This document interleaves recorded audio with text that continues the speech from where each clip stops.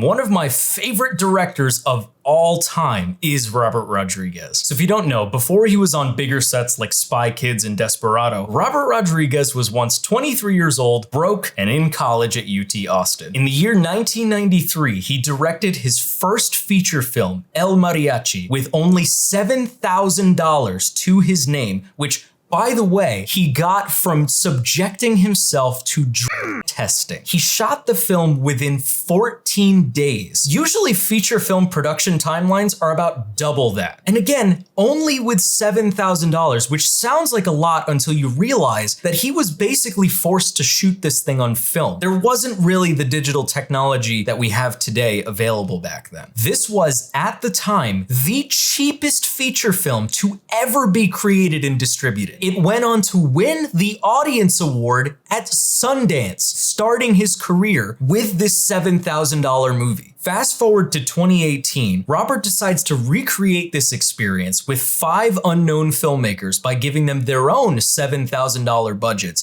14 days to get their film in the can, and they can only have one other crew member with them. And the result is the best reality TV show to ever exist. No, there is no bias. Anyways, one of those 5 filmmakers was Josh Stifter. Tied to a bed, just like writhing around. Looking for something that's like long and kind of can be like that's nasty. I'm Josh Stifter. I am a filmmaker, animator. I do all the things. I was brought on by Robert Rodriguez to make a film for $7,000 of his money while being filmed on a reality series. And I should just mention that even though I'm covering the Rebel Without a Crew TV series as a whole, I'm only going to be focusing on Josh's parts because he's the one that I interviewed. But if you want me to interview the other 4 filmmakers and give their perspective on this whole experiment, let me know in the comments. So tell me about that actual process of like getting onto the show. How did you, apply for it? What were the transitional periods of like getting accepted? The pitching process for Rebel Without a Crew was pretty similar to any pitching process to a production company. I had to send a script. They went through that. They decided if they liked it. Once they liked it, then I got the call back that essentially were like, hey, you're in the running for this show. I actually lied to them and told them I had a script done. So they contacted me and were like, hey, can you send us a script? I actually said, can I have a weekend? And I was like, I'll write a script in a weekend. I'll just get this thing out as quick as I can. Josh decides to use his love of trauma entertainment and vast knowledge in visual effects to create The Good Exorcist. Now, I could just give you the synopsis of this movie, but I'll just let Josh tell you what it's about. It's about an exorcist goes into a bed and breakfast to get rid of the demon. Very silly and fun. Evil Dead 2 with a hint of Napoleon Dynamite. So let's set the stage here. 5 filmmakers fly out to Austin, Texas to make their very first feature films with a very limited budget and very limited circumstances. They meet the other filmmakers, and just when they thought they couldn't get any more nervous, who steps out onto the field?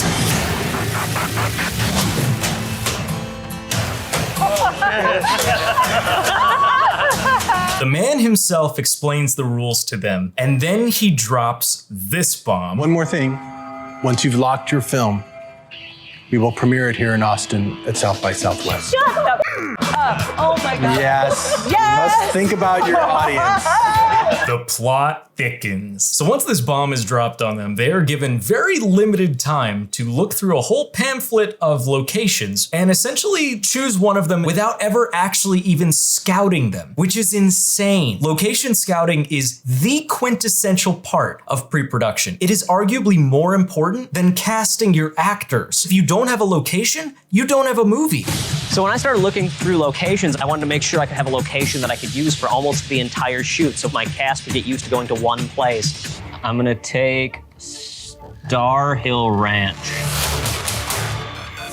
All right, so off to a very nervous start, but Josh seems to be doing pretty well with location scouting, but then he realizes something. These trees. I have to rewrite my whole movie.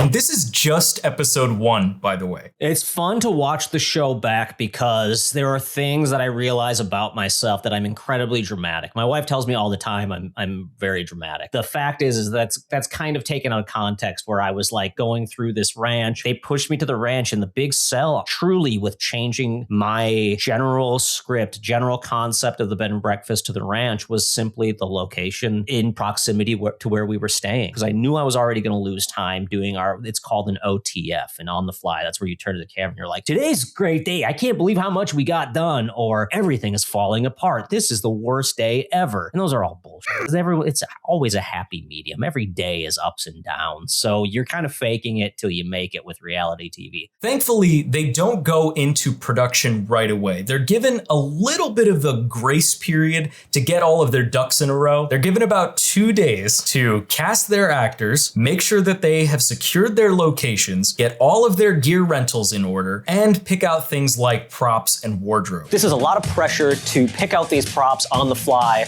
That is pretty cool, actually. What about Ms. Wilson? Is there something that kind of makes her look like she's trying, but not maybe trying hard enough? Use the natural light through the windows, because there's windows all over that place. Get Duvetine in case you need to black out some stuff. What is it called? Duvetine. How do you spell that? I do not know. Very early on, Josh openly admits to another filmmaker that he's not the best with casting. Most of the time, the first actor that walks into the audition room just kind of gets the part. I'm so excitable, I'll just be like, you got it, great, let's go. Instead of seeing someone who could have been better, you know what I And mean? do not do that. Yeah. I have an idea for you. Do a character breakdown. Who are they? What is their arc? And then from there, what food is their favorite? That's genius. I never thought of going like that deep. So that's a challenge he's gonna have to overcome, especially when it comes to this next segment. Holy crap. Just to paint a picture for you all, normally when you're casting a movie, you have one audition room and every actor filters into the room one at a time. That is not what happens in this show. Every single one of the 5 filmmakers is just thrust into this giant studio with 200 actors to choose from, and they have no idea who is going to be right for the role, and they kind of just have to like zigzag all around until they can find the right people. Holy this is overwhelming. Maria. Oh, yes, I okay. need a Maria. Well, and tell me, just like that's- stepping over here, like this, to me, Brittany is like this tough Michelle Rodriguez type. So I'm doing like an exorcism comedy movie. Okay. The person who plays this character basically has to be on set for 3 weeks, Monday through Thursday. Dope. It's very cool. I'm glad you're interested. I would love to cast you as Carlos. Okay. I offered the role of Carlos to Avery. So Well, Josh is eyeing Avery for something for him. let me have that mustache. I mean, How much do you need him for? half a day. We can share him.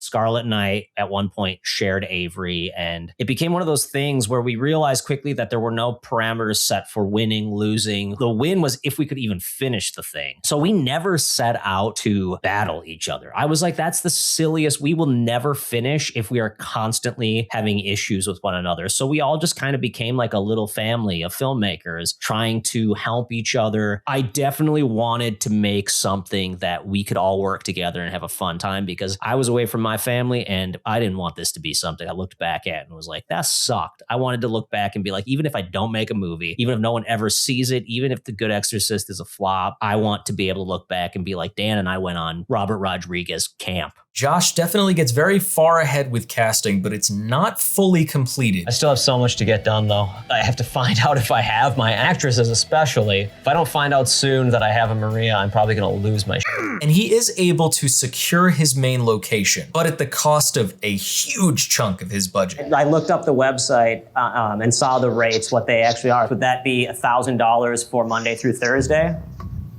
I'm sorry, we've already reduced our rates for this project. I really appreciate that you guys even dropped it down to $1,000 a week. Yeah, I should just mention, none of these locations are free. Even though they are given the $7,000, they have to decide what they're going to allocate it towards. Are they actually going to pay the actors? Are they going to pay for equipment? And of course, they have to pay for their own locations. I think the best thing to do is What's for you that? to come out, check out the property, confirm that it's definitely what you want to do, and then we can sit down with the calendar and get an agreement on, best days and time frames. We get to see Josh scout the location that he's chosen and see whether or not it actually is a good fit for his film. Right now, we're headed out to the most important location I will ever go to in my entire life. And this is where he looks at the bed, and there's a teddy bear sitting there. And then pukes in his face. It kicks it into that room. Awesome. Okay, this is Father Gil's house. That's official. Now, because this is so low budget, normally what happens is you kind of write around what you have to work with. So because this Star Hill Ranch was his best bet, he wound up rewriting a good chunk of the characters' personalities to make sense with the location. The thing that bugs me about this show, though, I will say, the constraints are very different between when Robert shot his film versus when these 5 filmmakers are shooting theirs. And what I mean is, if you haven't seen El Mariachi, that was shot in Mexico. So it wasn't even shot in the United States. So the restrictions on things like where you can film, what stunts you can get away with, these were very unrestricted. Meanwhile, all of these filmmakers have to do things like sign contracts, pay for locations, make sure that they have the right permits if they're going to do things like use guns in their movies. Robert didn't have to worry about any of that. The show had a lot of restrictions that I had to work around. But the reality is I'm now 4 features deep. Every project has that. For every restriction I had on that show, I have that freedom on another project. But for every freedom I got, I had Steve Joyner helping me on that movie. But I don't have Steve Joyner here today. The elephant in the room that no one talks about, that everyone talks about, is the $7,000 in inflation and whatever. But Robert didn't spend a dime on his movie. He spent, maybe, if you really boil it down, he probably spent like $500 on actual props, locations, anything like that. Everything went to film stock. We don't have to pay for film stock. But on The Good Exorcist, we had our restrictions. I couldn't climb ladders. I had to wear shoes instead of being barefoot, where I'm much more comfortable barefoot. Everything that you take from that show, from Rebel Without a Crew, should be taken with a grain of salt, because you're going to deal with your own processes. But thankfully, Robert does try to level the playing field a little bit. He gives the filmmakers access to all of the camaraderie that he's built up over the years. And thankfully, Josh is able to use this to his advantage by consulting with some of Robert's practical effects makers to create his own tentacle, weirdness, demon insanity. But the awesome thing with it is you can make it as thick or as thin as you want. You just cut it with cold water to thin it out, and you can color it any color that you want. Cool. It's slime. It's alien slime. Yeah, and a little bit of non-dairy creamer will add opacity. So bad. Like, that's so much slime in my movie. Right before he's sent out into the wild to do his thing, he gets one-on-one consultation with Robert. And in this, he decides that he wants to focus on how to work with non-actors versus regular actors. I chose to kind of challenge myself by inviting my best friend Daniel to play the lead in my movie. He's not a professional actor. As you'll find out, he's only ever casted people who are not traditionally trained in acting. Do you have any suggestions for how to get someone who maybe hasn't acted with other professional actors or people who act a lot? Well, the benefit of not having actors is like they don't think themselves as actors. They don't act. When I did El Mariachi, the girl that we got, she was like, but I don't know how to act. And I turned on the TV and there was a novela on and go, see, that's acting. I don't want you to act. I don't want any acting. I want to ask him legitimate questions. So I went in and I was like, the one thing I was worried about is, how do I get a performance out of Daniel that is going to be unique and interesting and not come across as crappy? Because at the end of the day, that's what people are watching. They're not watching my movie. They're watching Daniel on screen. And it was awesome. And Robert was fantastic. And the truth is Robert and I just became nerds together. Obnoxiously. We got yelled at multiple times because we would start talking about effects or cameras or equipment. Yeah, dude, the autofocus on that thing is ridiculous. And we just started geeking out about the gear. They're like, guys, you're nerds. You're supposed to look like badasses right now. Walk. But Robert was pretty much hands off through that whole process, besides being a real cheerleader, like constantly being there to be like, hey man, love what you're doing. Keep going. You doing okay? Yeah, doing fine. Like, this is stressful. He's like, yep, it is. And they're off to the races. Yes. Dude, it is nice to see a familiar face. Let's head back to there and set up and start shooting. Because I haven't really directed, like I've directed Daniel and my friends. I've never had actors before. So yeah, he's never professionally acted, but he's really good. Her face. Yeah. Basically, this dude's and just when you think directing regular actors is going to be the biggest thing that Josh struggles with, this happens. We're like way behind.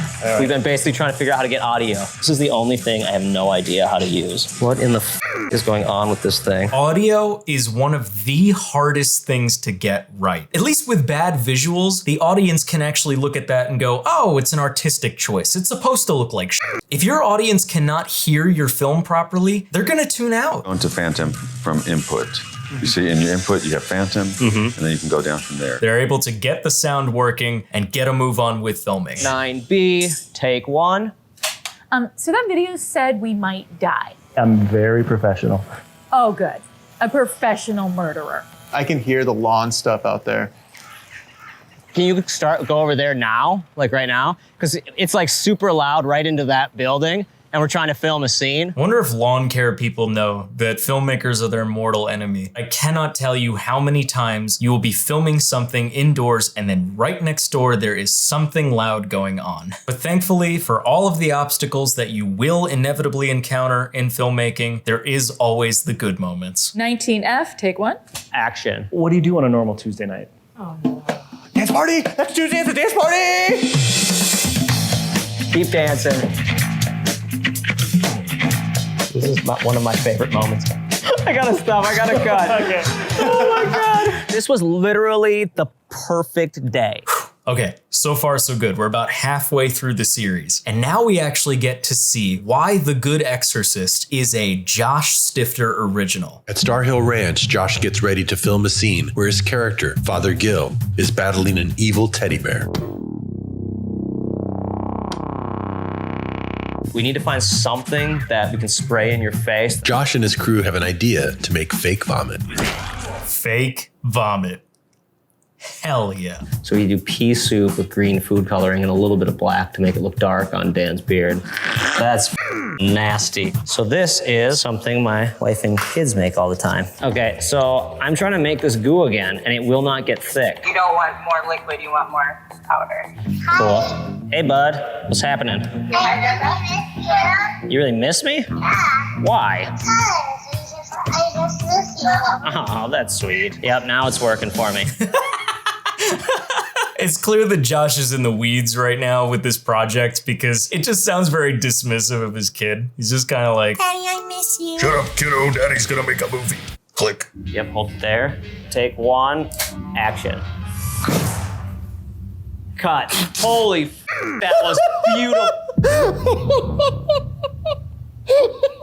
I don't think it recorded, and I'm not kidding. I feel this on a spiritual level. If you have made any kind of video content in the past, you know how devastating this feeling is. Thankfully, after resetting Father Gill's face and beard, they're able to go for a take 2. Now don't f this up, guys, and let's record it this time. Camera is rolling, 100% action.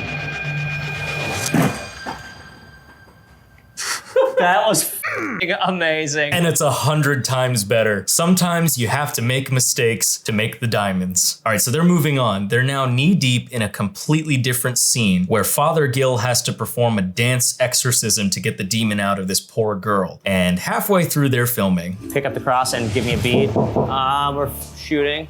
There you go. Hey! How's it going, Sarah? Did he just say, no, you're not? We're shooting. There you go. Yeah, you're filming with my money on my show. So Robert shows up just to check in on progress. Look at that. You got a slider. Do you like the slider? I do. This is the most expensive thing I have. Here, literally all I was doing was, I was just slowly going like this, basically. Yeah, that's pretty smooth. I just love that we're having this conversation with a possessed girl chained in the bed. So weird that Robert Rodriguez was just in here and all I could think is like, I need to film. And Robert comes in, I'm like, oh, hi, Robert. You can like hear me off camera. Like right now, you guys, I only have so many hours to film. Like we couldn't have faked this. They tried to surprise us. I'm like, there's enough surprises in filmmaking. Can you just have him show up and tell me when and schedule it? And it was really fun actually to have him there while a chick was chained to my bed. That was literally the bed I slept in at night. And I was too lazy to take the chains off of my bed. So they were on my bed the entire time I stayed there. I just like left them on and slept around them. In all seriousness, it just kind of goes to show how warped your perception of everything else is when you're knee deep in production. It's like the only thing you can focus on. Getting the shot, making sure that you're staying on schedule, getting everything done. So despite all the obstacles so far, Josh is actually doing pretty well. He's getting the shots that he needs, he's staying relatively on schedule, and he's keeping the crew pretty happy by making everything lighthearted on set, which is exactly what you want. You want people able to goof around with each other and have a good old time, because otherwise, if it's not fun, then why are you doing it? But he quickly learns that by goofing around just a bit too much, you can easily fall behind in your schedule. Okay, let's Josh is starting to get frustrated with how relaxed his set is. This is a busy day, and I'm just trying to get through all of it, and I keep laughing at takes, and I keep stuff up, and I just gotta get professional. Dude, I can feel like my heart's starting to race because I know what it's like trying to make sure as best as possible that you have everything you need, but you literally don't have enough time on set to review the footage that you just got to make sure that you have everything you need. Sorry, I can't have nice things. What's going on here? Ready? I'm ready. I feel like I'm being a but it's just it's a lot of stress. This is definitely the most stressful thing I've ever done. And that is one of the hardest balances to strike as a director. I'm saying like I've mastered it. I have not.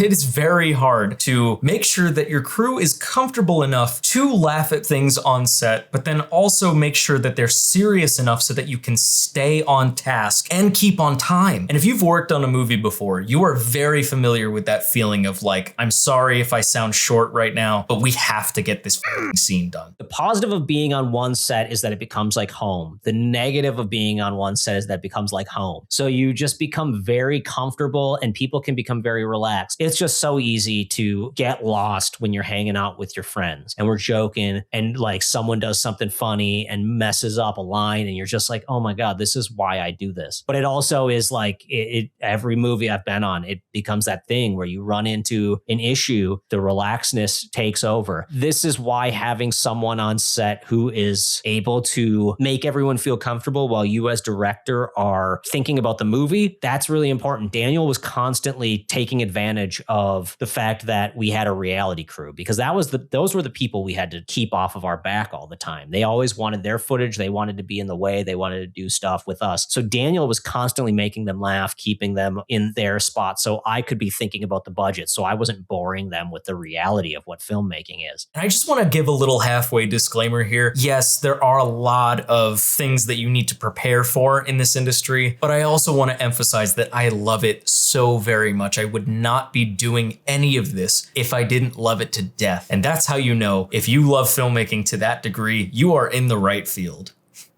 Anyways, let's talk about why I hate filming outside. Planes, sirens. Are they coming here? Sounds like it. Yep. All right, let's roll it. Now, firstly, I'd like to apologize for my hasty demeanor. Oh my God. Like, of course there's sirens going by right as you hit the record button. And then you feel like a d for even getting annoyed at that situation. Because what are you gonna do? Stupid paramedics trying to save lives? F you, I'm trying to make a movie. And I'm still not convinced that some of the stuff wasn't falsified. A fire truck showed up to Troublemaker Studio while I was filming one day. And they just drove in, blaring their horns, like looked at me and left. And I was like, what was that? Why did this just happen? And so I was like, is that real? Was that real? And the crew was all like, I have no idea. But part of me is like, was Steve Joyner sitting there on the phone being like, I'm gonna call in the fire department for a moment? Like, is someone messing with me or was this legit? All right, enough of the filmmaking cringe. Let's get into some really fun stuff. The disgustingly good practical effects of this movie. Oh my God, that looks gnarly, dude. I know, that's what I said. I did not learn this from anyone. Not tooting my own horn, but I made this shit up. Action. Yes! He was able to create these gross, gutsy looking practical effects on his own with ingredients that he had laying around his house. I grew up a hunter. I love hunting. I'm vegan now for health just because I like the diet. It makes me feel good. And I remember field dressing a deer and I was pulling out the intestines and I looked at them and we're just like, this is like weird doughiness. It's like the consistency is like making bread. Brought that over into filmmaking and I would buy guts or I would try to make it out of stuff that I find at a horror store or there's like balloon ideas people have used or whatever. But I was like, let me just try this bread dough thing. Flour, water, yeast. I don't even think we used yeast on this on the Good Exorcist. It's just like flour and water and mashed together and then cover it in fake blood or whatever you have accessible. Yellow, red, and just a hint of blue food coloring. And then I'll squeeze a little bit of honey into it because it gives it like a thickness. The filmmakers are all well over the hump at this point, and they are nearing the end of production. And this next part I'm about to show you is arguably my favorite part of the entire series. Almost done with the movie. Almost done. Guitar solo.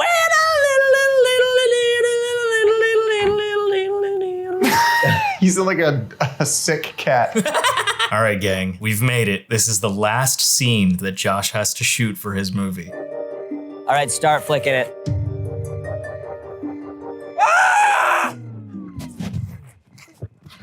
That's great. Cut. That's a wrap. That's a wrap.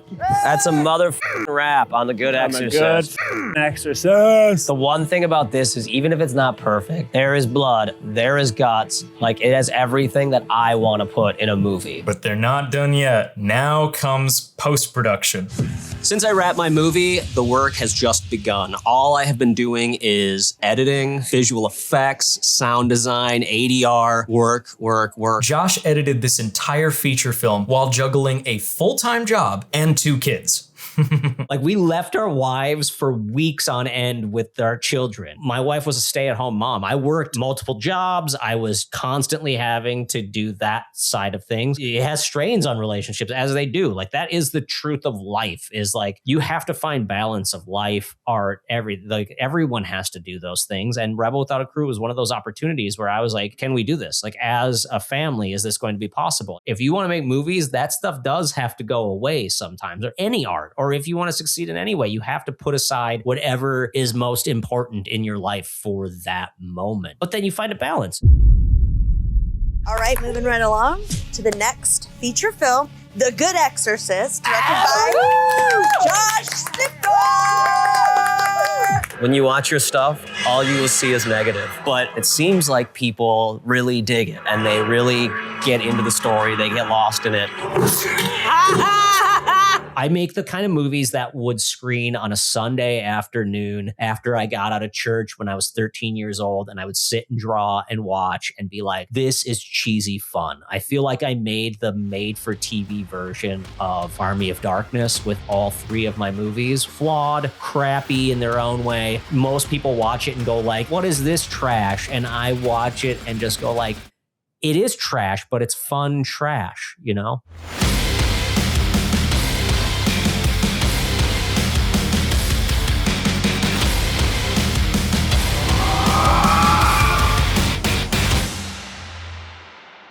Badass. I already want to see it again.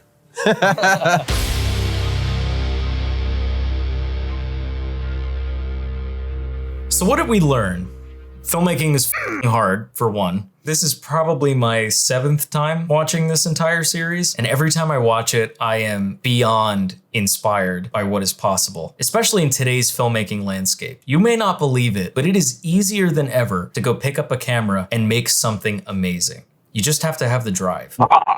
And once again, a huge thank you to Josh Stifter for letting me pick his brain about this whole experience. Please go check his channel out. I will leave every single link that he has in the description. He is working on a new feature film right now. I will also leave the link to watch the Rebel Without a Crew TV series, because if you are a filmmaker, or again, just filmmaking adjacent, this will inspire you so much. I cannot stress this show enough. Hey, you made it to the end. If you enjoy filmmaking videos, then you might also enjoy me picking apart what makes a bad movie. Check that out right here.